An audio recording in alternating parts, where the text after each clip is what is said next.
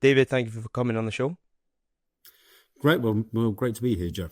What does a CEO of Offshore Energies UK entail? Oh, now there's a good question. So actually, myself, I come from a background. I've worked in the oil and gas sector for over 30 years, various places around the world. Most recently, though, here in the UK, in Aberdeen.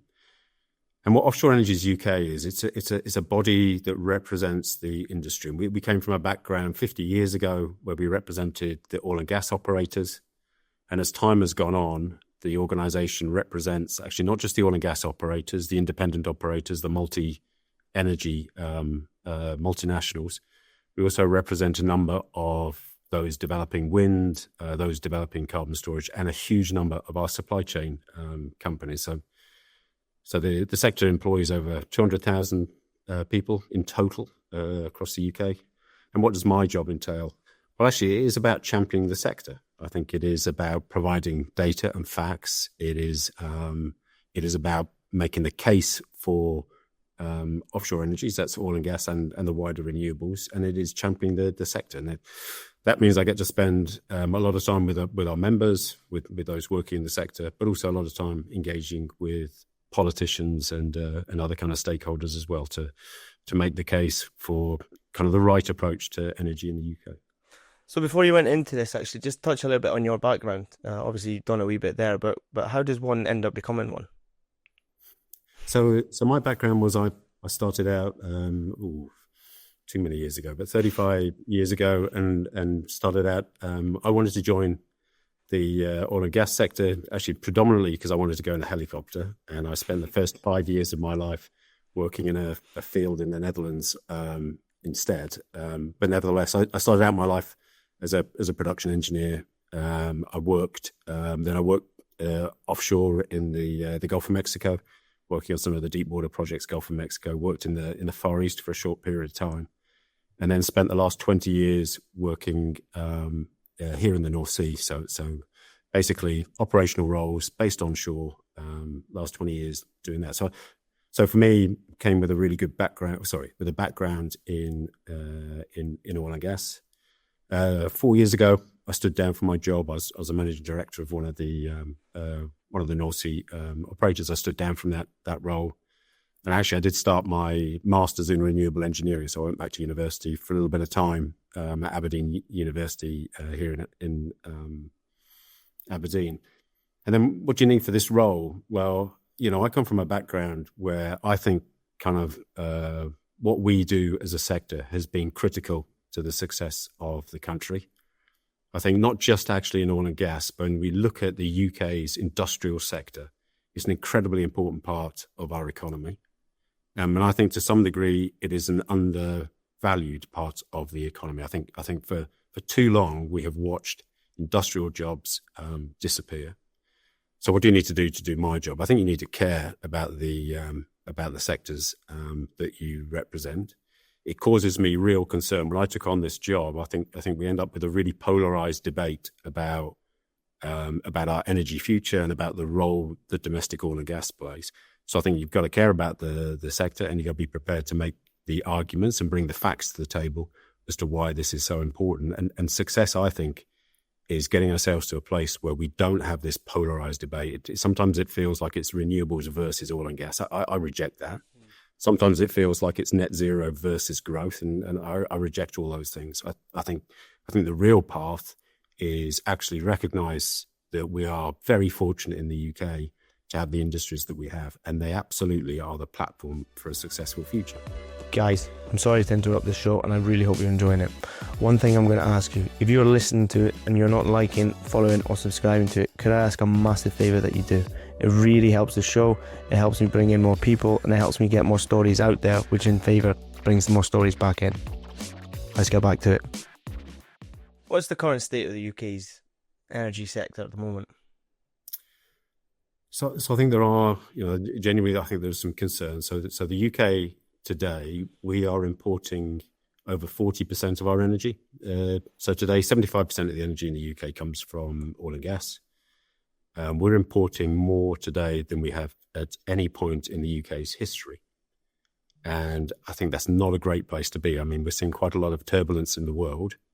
It is not a good place to be when you're reliant for that much of your energy from imports from overseas oil and gas and electricity. So I don't think that's good. I think the government has laid out, I think, some clear ambitions around the build out of clean energy. And I must say, I think, in my view, I think it's good to have those targets, and it's good to see that investment in areas like wind and floating wind, carbon storage. I think very much support that. But on the flip side, what we're seeing in the oil and gas sector is a real, I think, an accelerated decline in the sector, and an accelerated decline that should not be happening.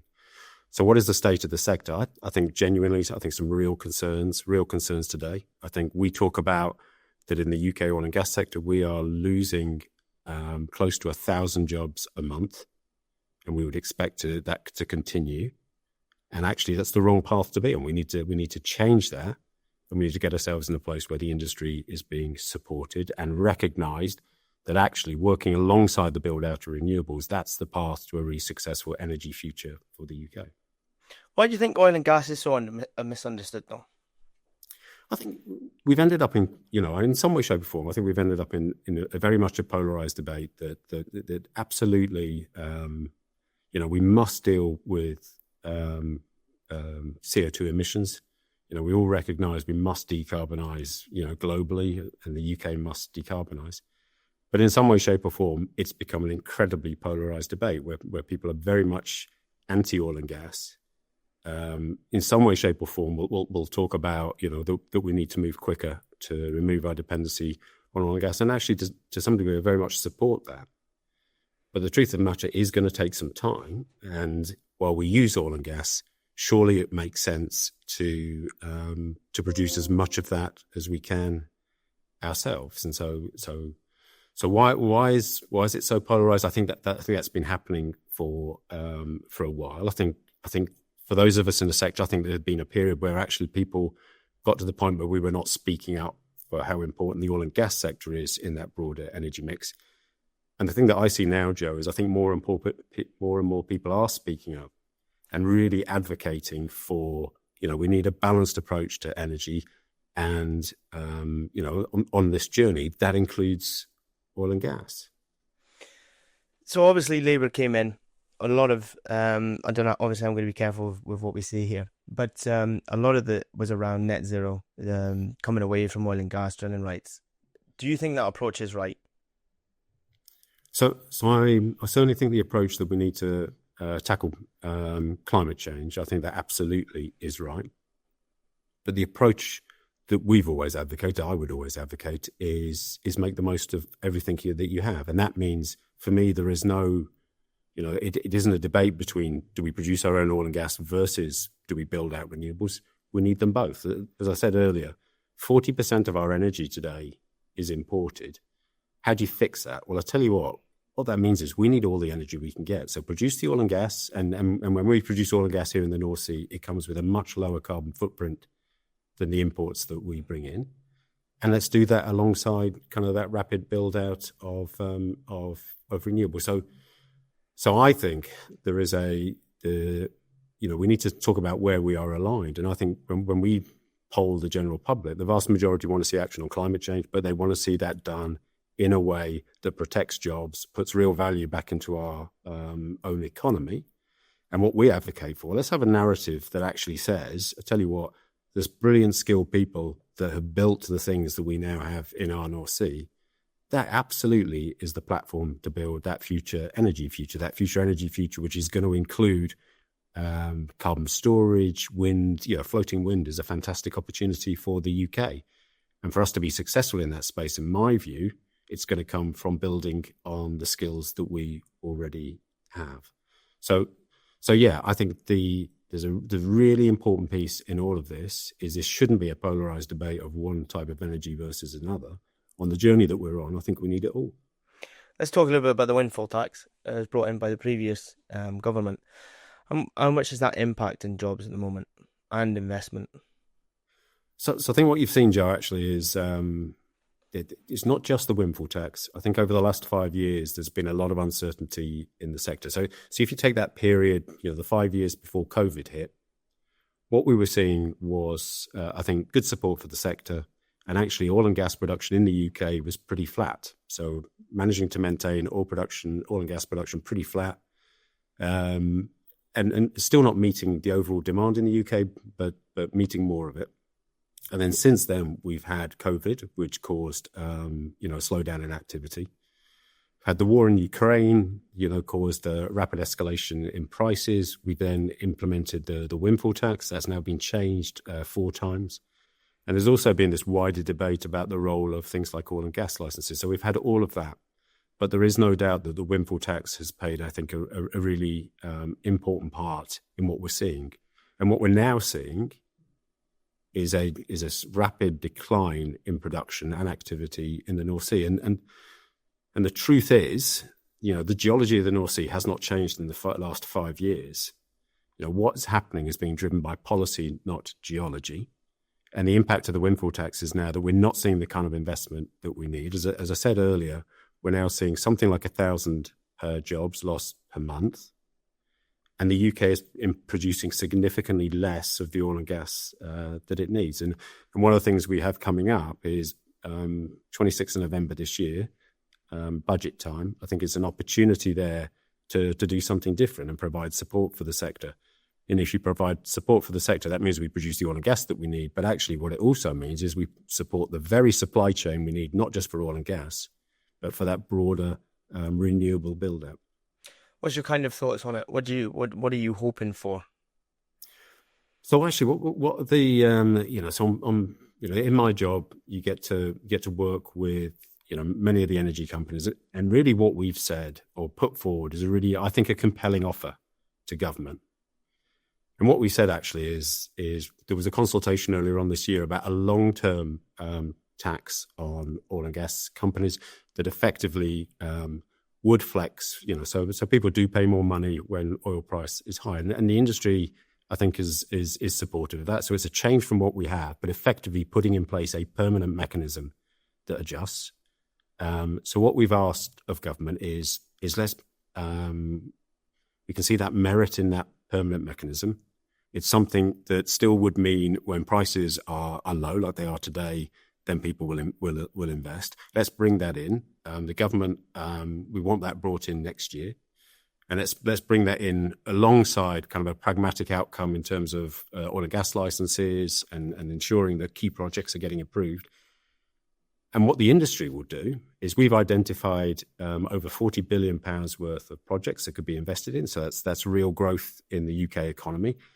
That adds something like 3 billion barrels of additional oil and gas production. That adds about over £130 billion worth of value to the UK economy. It comes with a much lower carbon footprint than imports would be, and it supports the very supply chain that we need for that bigger sector. So what do I want out of it? We want government to listen. You've got really, I think, a compelling offer from industry that says, look, support us, make those changes, and actually what you then get is investment and growth and a lower carbon footprint, and that's exactly what the government has been looking for. So one of the things that's quite worrying at the moment is the companies that are pulling out of the North Sea. Yep. Why? Why are they pulling out? They've seen the this uncertain landscape now for a number of years. And coming back to the windfall tax, it means that the North Sea today just simply isn't competitive enough compared with other areas in the world. So companies get a choice as to where they spend their money, and you're going to see, we are seeing an increasing number now looking to prioritise their investment elsewhere, and that fundamentally is what's kind of driving some of those announcements that we're seeing. And the other piece, actually, to some degree, is just the language. What people say does count. And when people are looking to invest here in the UK and Scotland, then you want to hear a government that's being very supportive, both a Scottish government and a UK government. So we want the language to be supportive of those who work in the sector. I think there is more work to be done there. That just having supportive language, but also I think an environment where people feel that investment is welcomed and that investment is competitive. And again, there's a really good opportunity 26th of November, which is actually to reset the narrative around the importance of the sector, in that broader energy transition, but also to put in place a tax regime which actually will support ongoing investment. So we are seeing that number of companies talking about exiting the basin. The opportunity is there to turn that around. So, say the 26th of November goes as you're hoping. Do you think you will see that change? I think, it takes a while, Joe, to change people's, to change the investment. But yeah, I do. I'm lucky enough. I get to work very closely with, with people from various companies. If we can change the narrative, if we get that fiscal regime, if we can get the tax regime so it feels fair, where it's something that works, where it means the UK can invest. I tell you, there's plenty of opportunity in the North Sea. So people often tell me it's a mature basin, and we speak about the North Sea as if there's nothing left. It's just rubbish. We've been producing oil and gas in the North Sea now for 50 years. As a 58-year-old myself, there's still loads of miles in me. There's still loads of miles in our North Sea, and we need to tap into to that potential. And we've done some work, and I think others have. In reality, there's something in excess of another 3 or 4 billion barrels of oil and gas to be produced from the North Sea. On the predictions of how much oil and gas we'll need between now and 2050 on that kind of net zero agenda, the estimates I think are somewhere between 10 and 15 billion barrels of oil and gas the UK is going to need. Today, we're on track to produce less than 4 billion barrels, so less than a third of that demand. And actually, the North Sea has the potential to produce at least half of that demand.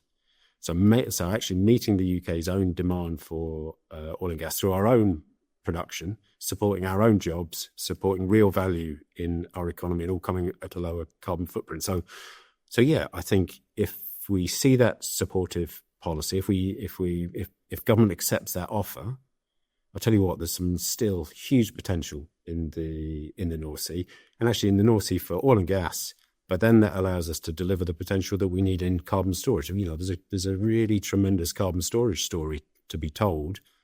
But what we need to do is make sure that the reservoirs and the assets are there to deliver on that. We've got carbon storage, and then we'll have the wider build out of wind and floating wind. So there's a really positive story, but we need to unlock it with supportive policy to produce the oil and gas that we need in the coming years. Do you think net zero is possible by 2050? So from my perspective, I think it's really important that we are driving towards decarbonising.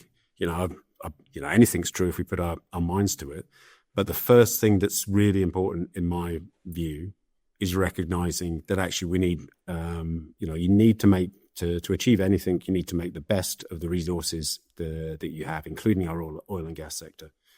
So on that journey to reduce emissions, to decarbonise the UK economy, then make the most of the resources that we have. And then it will require some pretty significant changes to change the way that we power and run the country. But for me, it starts with the only way you're going to be successful is by building on the successful industries that we already have and use them as the platform for that future. So one of the things I've been starting to read more about, actually, and I've had people on the show as well, is says that they want to get away of the narrative of energy transition and start making it more energy addition.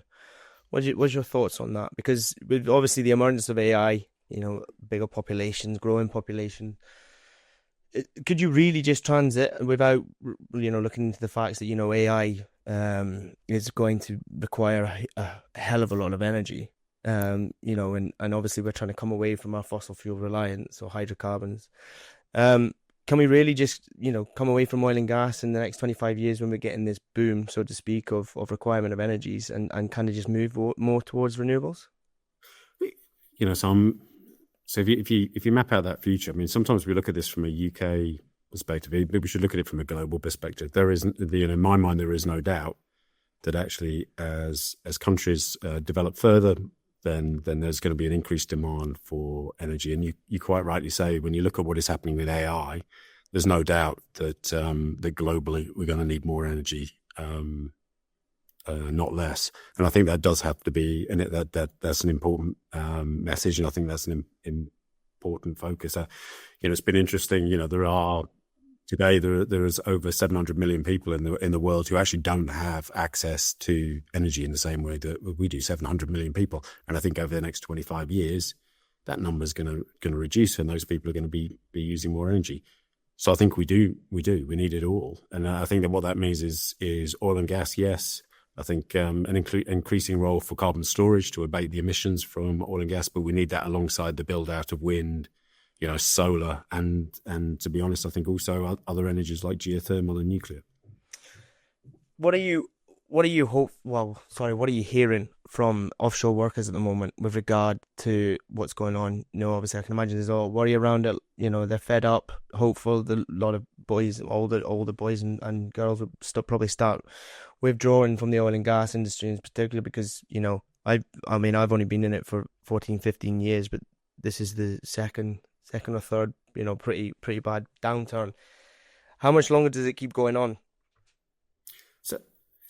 So again, I think one is, there's no doubt that the kind of the general sense in the sector, and particularly when you start talking about those job losses, it is causing, there's no doubt that's causing genuine issues, and certainly the feedback that we get from those working in the sector is real concern about what does the future really look like. And the thing I would say is actually, I think you can come into this sector still and have a long-term future, in oil and gas, but we need to get these policies changed so they're more supportive, that people feel supported by that.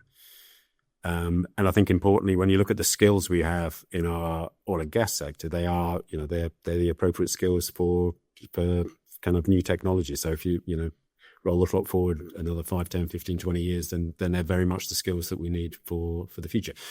So this should still be a brilliant career to get into. I think, again, we come back to, I think we need to see the government seeing this as a much more, as a kind of a joined up sector, a sector where oil and gas is the platform to help build out and support the supply chain companies that we need for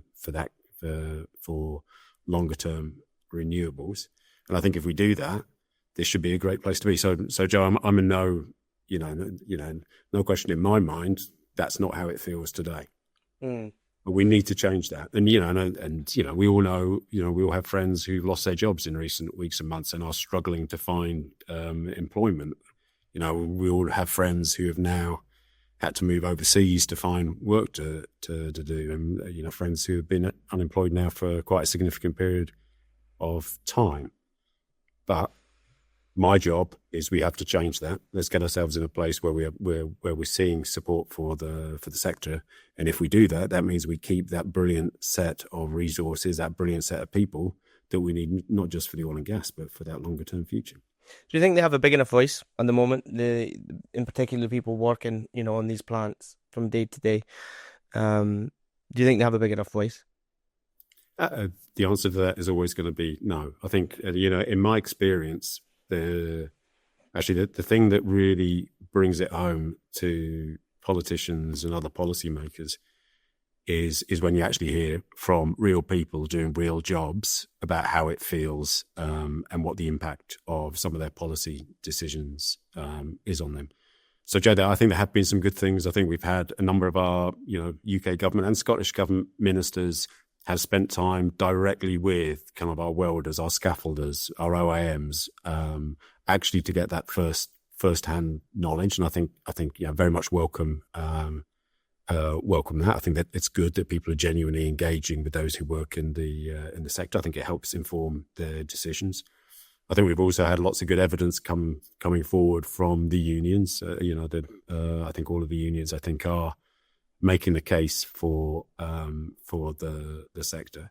But coming back to your question, does our workforce have a loud enough voice for what is happening? No, I don't think it does. And one of the things we've asked is, let's find the avenues to make that come alive.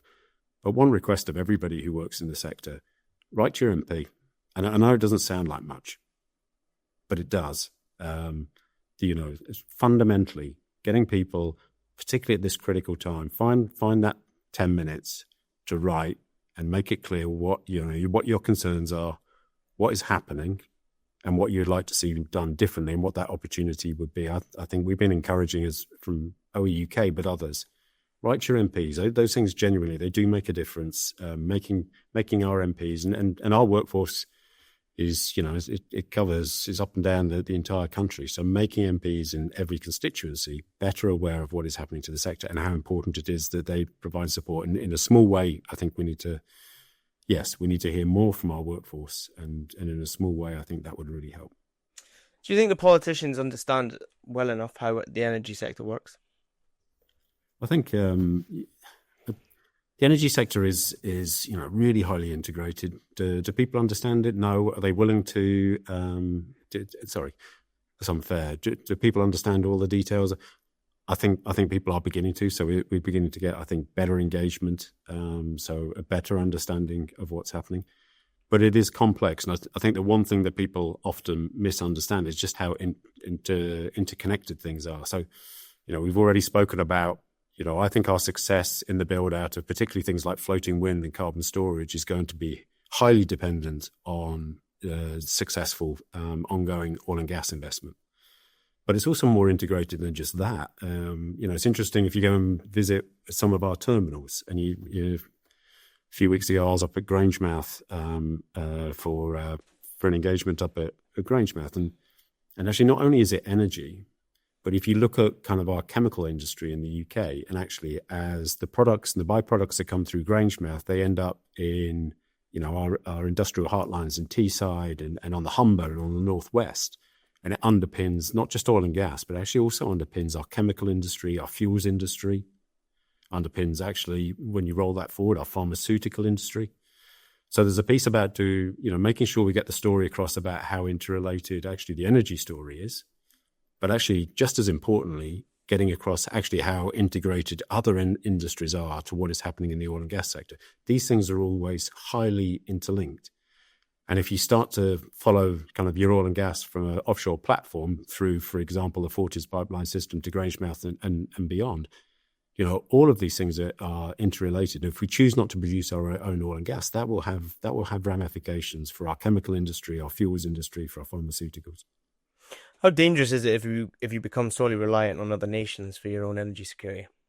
I think you can see it already that we're living in a pretty volatile world. I don't necessarily need to talk at length about that. You need energy security is critical, and as I said before, we are importing more energy than at any point in the history of the country. That makes you vulnerable. And why is that? Well, actually, to be honest, in my view, it's because we have chosen not to invest sufficiently in energy for probably at least the last 20 years. 20 years ago, the UK was a net exporter of energy. So 2004, we were a net exporter of energy. And when you get, when there's upheaval and price shocks, etc., as a country, you're so much better able to manage that if you're the one who's controlling your energy supplies. And we are not there today. And actually, I think it's of national importance that we get ourselves in that place. And I think it's right to be building out renewable energy, in my view. But we could also do that alongside ensuring that we're producing our oil and gas. And actually, and particularly oil and gas, and particularly unlocking some of the opportunities you've spoken about. The North Sea's still got a lot of oil and gas potential. We've still got 24 million homes here in the UK. Are heated by gas. We should be producing as much gas as we possibly can. I think it's important because it creates jobs. I think it's important because it puts value into the economy.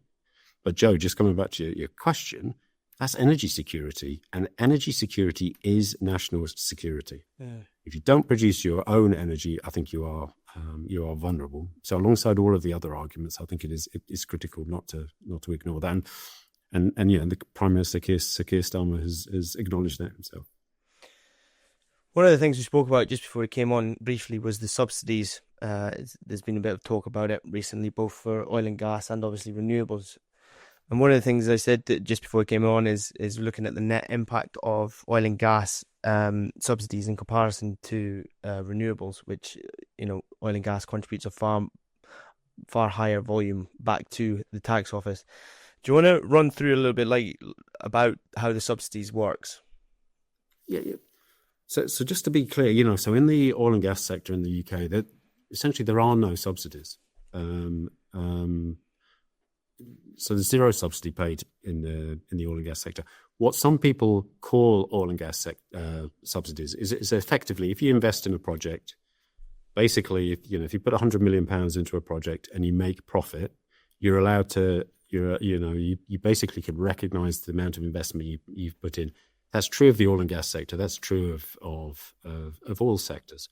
So there's absolutely no subsidy that goes into oil and gas at all. And the sector itself is then paid in excess of £400 billion worth of tax over the course of the North Sea in direct production taxes alone. So there's no real subsidy. In the renewable sector, because some of that technology basically wasn't, so effectively wouldn't compete for capital, wouldn't make a profit on its own, then there has been mechanisms put in place to provide support through what ultimately in the UK was the contracts for difference. And that's been really helpful because it's provided support to the renewable sector.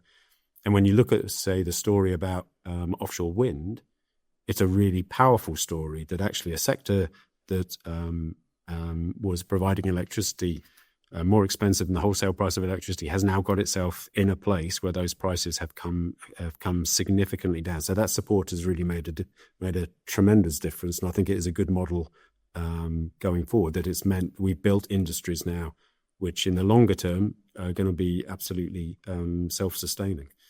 So just for clarity, there, coming back. Oil and gas, though, because the oil and gas sector fundamentally we haven't required that level that kind of support because of the nature of the established markets.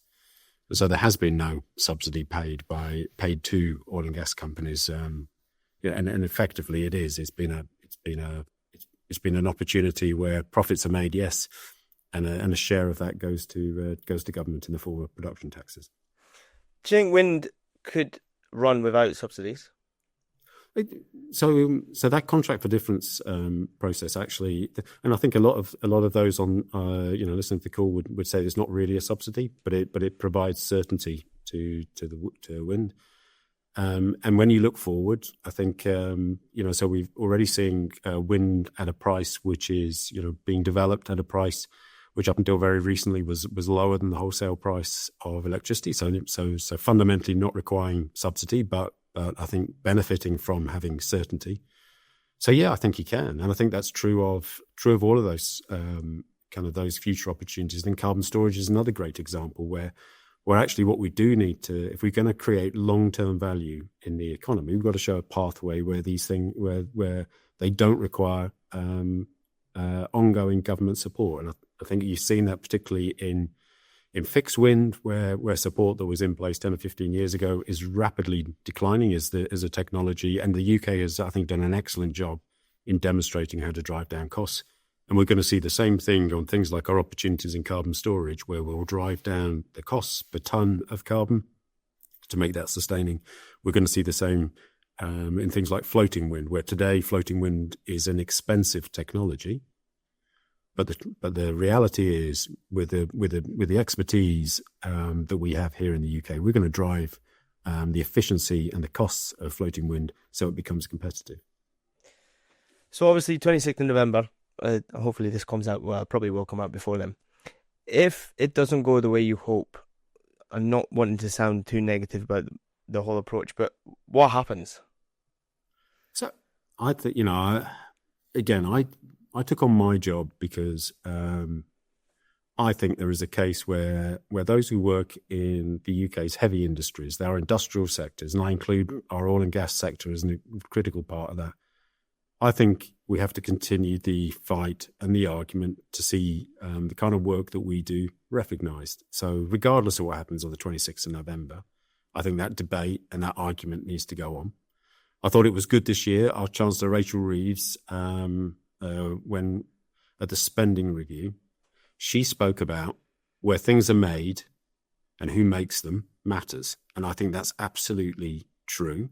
I think for too long we've watched the UK produce less of what it needs, not more. And I think there's a real opportunity now, not just in oil and gas, but actually across the piece about focusing on where we have real expertise and skills, and actually having that mantra where we can, we need to be building on UK expertise to produce more of our energy, but actually produce more here in the UK. So regardless of what happens on the 26th of November, I think that argument needs to go on. And my own view is we're beginning to see traction there, that we're beginning to see more and more people recognizing how important it is that we build on our existing industries. I think more and more people reflecting that's really important for value in the economy, everything else, but actually it's really important for the communities that these companies are operating in. So, Joe, regardless of what happens, going to continue making the case and continue to make the case that actually support British industry is the right thing to do. How do you want to be remembered as OEUK's CEO? To be honest, got nothing to do with me. What I hope ultimately we're going to see is that the polarization that is in the debate, where we talk about oil and gas and we talk about renewables, we talk about clean jobs, and I guess some of us therefore are doing dirty jobs. That we talk about there's an argument between net zero and growth. My hope is that we'll be able to sit back in a few years' time, and actually those divisions will have gone. That actually we're recognizing that we are all in this together, recognizing that all of the jobs are important. And if we do that, and we recognize actually the skills that we have, often people will tell me that we have a skills gap here in the UK, and there's some truth to that. But we have a real skills advantage here in the UK with the brilliant things that we've done. We have real advantages with the industries we've already built sitting out there in the North Sea. We have real advantages. We've got 11,000 miles of coastline that we can build the wind farms of the future. We can store more carbon dioxide in our reservoirs than the UK has produced since the turn of the Industrial Revolution. So I tell you what, Joe, what do I want to see? What do I want to be the legacy, not of me, but of all of us, is actually we're making the best of those advantages. To be honest, I'm totally on the same page. I get a bit fed up of seeing them and us, the whole comparison. I think a lot of people forget that at the end of the day, it's in everyone's best interest to have cheap energy and plenty of it. And I think this constant back and forward of that's dirty, that's clean, this is good, that's bad. I think at the end of the day, it has to come to an end at some point, because just like anyone else's, I'd love to get an Octopus energy statement and it says your bills come down about 100 or so quid per month. But when we're fighting intertwine, I don't think that's going to come from that kind of mentality that we've got. So I really do wish you the best in getting that. But I tell you what, I also think, Joe, that, so I think the vast majority of, not just those who work in the sector, the vast majority of the public are the same. They want to see energy security delivered, want to see our bills coming down, but don't want to see this as a them and us argument. And I think the more people who are making the case that actually this a pragmatic approach, make the use of our own resources, I think that absolutely is. If we affordable, secure, sustainable energy, you build that by making the most of what you already have. 100%. And at the end of the day, cheap energy builds a great economy off the back of it, and I think a lot of people forget that. How important it is. I'm similar with yourself. I think everyone forgets just how important the sector is and how much it does for us. I mean, ultimately, without it, you literally can't do anything in the way that we built our society and civilization. What stands out as the proudest moment of your career? I don't know if I have such a thing. The stuff I've always enjoyed, if I'm honest, is the stuff where you do things that you're not sure you're capable of doing, and you inspire or you work together to do things that you're not sure that you were capable of doing. So I've had a few of those things in my career, but some of the things that I've really enjoyed, some of our drilling operations. So CNR, we drill deep water, gravel packed wells, west coast of Africa, and we would drill and complete 10,000 foot wells, 4,000 feet of water, and get those done in less than 30 days and tied in. And I think these small little things, where actually the proudest thing for me is looking at the quality of the teams that have been built to do that, and the fact that they drive and there's little examples from my career, but you can see it, I think, across the entire sector, where you get groups of people together, and actually they come together and they can find ways of doing things that, to be honest, nobody thought possible. Those are the things that still make me, actually is still what motivate me and still make me very proud of the sector that we live in and we work in. And I think whenever you go offshore and you look at what we built, what has been built offshore, honestly, 50, 60 years ago, people would have had, that was people being visionary, that we could build the industry that we have. And I think those things still make me very proud. Yeah, I totally agree with that. Actually, I was very fortunate. I wanted to do a sail from actually the Magnus platform right down to I think I came in Aberdeen or something like that, and it is pretty amazing at night when you see the amount of, at the time there's more oil platforms. There wasn't many wind farms about, but it is impressive. That's actually a really good shout, that one, actually. And I think actually the whole sector, and I recognise these are difficult times, and I recognise, it's an industry where we need to continue to make sure we learn our lessons. But fundamentally, people should be proud of what we do. Yeah, 100%. I totally agree. And thank you so much for coming on. I know you're obviously a very busy man at the moment, so I really appreciate your time. Joan, not at all. Thank you so much for having me.